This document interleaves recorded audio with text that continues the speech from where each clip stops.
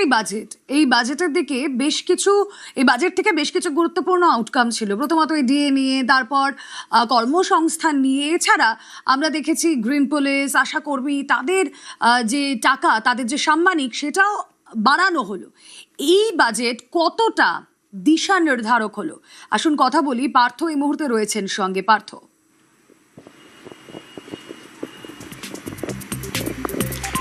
দেখো, রাজ্যে পালাবদলের পর নতুন সরকারের প্রথম বাজেট, তার দিকে কিন্তু তাকিয়েছিল গোটা রাজ্য, এবং স্বাভাবিকভাবেই যে অনেকটাই প্রত্যাশা পূরণ হয়েছে, জনমুখী বাজেট হচ্ছে, এমনটাই কিন্তু গোটা রাজ্যবাসী বলছে। শিলিগুড়ি তো আর ব্যতিক্রম নয়, কেননা শিলিগুড়ি তো মেট্রো রেলের মতো প্রকল্প চালু হচ্ছে শিলিগুড়ি জলপাইগুড়িকে ঘিরে।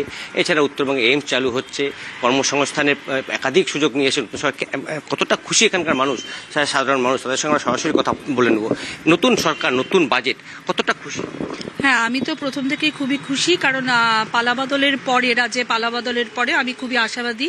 এবং যখন আমাদের এই শহরের কথা যদি বলি, যে ডক্টর শঙ্কর ঘোষ যখন এখান থেকে মন্ত্রিত্ব পেলেন, তখন আরও বেশি আমি আশাবাদী ছিলাম।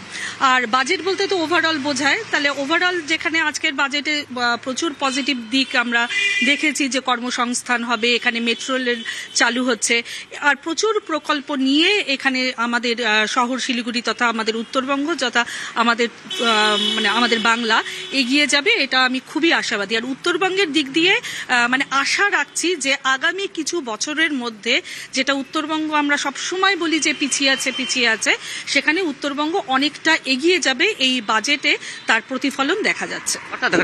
কর্মসংস্থান থেকে শুরু করে ডিএ বৃদ্ধি, তারপরে এই সিভিক ভলেন্টিয়ার থেকে শুরু করে আশাকর্মী, সকলের কিন্তু বেতন দ্বিগুণ করা হয়েছে। ওভারঅল প্রেক্ষিতে নতুন সরকার যে প্রত্যাশা তো অনেকটাই পূরণ হলো। আমরা যে প্রত্যাশা করে নতুন সরকারকে এনেছি বলতে গেলে, এবং আমরা প্রত্যেকে এটাতে ভাগিদারি হয়তো রাখার যোগ্যতা রাখি না, স্টিল আমরা চেষ্টা করি বলার যে না, ঠিক আছে, যে পরিবর্তনটা আমরা চেয়েছিলাম সেই পরিবর্তনটা এসেছে। এবং সেই পরিবর্তনে নর্থ বেঙ্গল যেভাবে, সে শঙ্করদার হাত ধরে হোক, নিশীথ প্রামাণিক স্যারের হাত ধরে হোক, যেভাবেই হোক, যেভাবে নর্থ বেঙ্গল সাপোর্ট করেছে, সেই সাপোর্টের কিছু মূল্যায়ন তো এবার আমাদের দেখা উচিত। এবং এই বছর বাজেটেও আমাদের সেই জিনিসগুলো আমরা পাচ্ছি, আশা করছি আরও কিছু পাবো। এবং দুটো পূর্ণমন্ত্রী আমাদের কাছে অনেক বড় একটা প্রাপ্তি। এবং সব দিক থেকে নর্থ বেঙ্গলে আরও যদি আমাদের ট্রান্সপোর্টের দিক থেকে আরও কিছু আমাদের উন্নতি করে দেওয়া যায়, যেমন আপনি বলছেন যে, বা আমরা শুনছি যে মেট্রো রেলের ব্যবস্থা করানো হচ্ছে, এত কিছু আমি বলবো না কি হয়, এবং আমরা প্রত্যেকে খুব খুশি হব এই জিনিসটায়।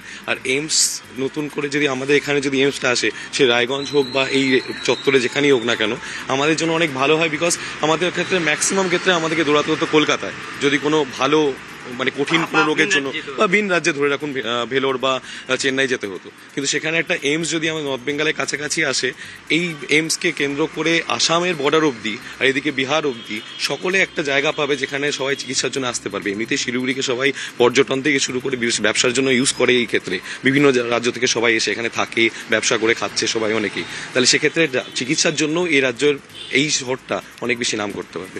সব মিলিয়ে কিন্তু গোটা রাজ্য যেমন খুশি, শিলিগুড়ির বাসীও কিন্তু তার ব্যতিক্রম নয়। অর্থাৎ নতুন সরকারের নতুন বাজেটে খুশির হাওয়া বইছে কিন্তু গোটা উত্তরবঙ্গ জুড়ে।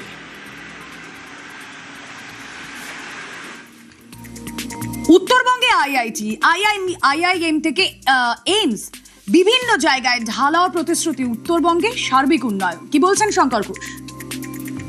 এই বাজেট আমি বলবো যে উত্তরবঙ্গের মানুষের কাছে চাঁদের পাহাড়। এই বাজেট উত্তরবঙ্গের মানুষের কাছে সব পাওয়ার আসরে পরিণত হয়েছে। স্বাস্থ্য, শিক্ষা, পর্যটন থেকে কর্মসংস্থান, বিভিন্ন বিষয় উত্তরবঙ্গ, এবং আমি যে ক্ষেত্র থেকে নির্বাচিত প্রতিনিধি সেই শিলিগুড়ি, তার নাম বারংবার উচ্চারিত হয়েছে।